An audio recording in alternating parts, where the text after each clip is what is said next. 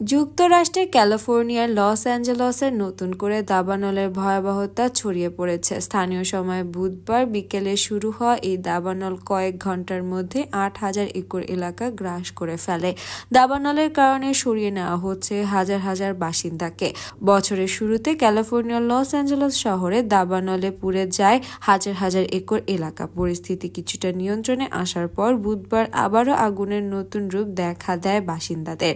নতুন করে ছড়িয়ে পড়া দাবানলটি লস অ্যাঞ্জেলসের উত্তর ক্যাস্টেইক লেক এলাকায় শুরু হয়। বুধবার বিকেলে শুরু হওয়া দাবানলটি কয়েক ঘন্টার মধ্যে কয়েক হাজার একর এলাকা ছড়িয়ে পড়ে। বাতাসের তীব্রতা ও শুকনো আবহাওয়ার আগুন আরও দ্রুত বাড়ে। আগুনের তীব্রতা এতটাই বেশি যে ইন্টারস্টেট 5 মহাসড়ক বন্ধ করে দেওয়া হয়েছে। এটি যুক্তরাষ্ট্রের অন্যতম গুরুত্বপূর্ণ মহাসড়ক, যা মেক্সিকো থেকে কানাডা পর্যন্ত বিস্তৃত। দাবানলের কারণে আতঙ্কিত বাসিন্দারা নিরাপদে আশ্রয়ের খোঁজে ছুটছে। বহু মানুষকে সরিয়ে নেওয়া হয়েছে। দমকল কর্মীরা বিমান থেকে পানি ও আগুন প্রতিরোধক ফেলে আগুন নেভানোর চেষ্টা চালাচ্ছে। এরই মধ্যে আগুন নেভানোর জন্য শতাধিক কর্মী মোতায়েন করা হয়েছে।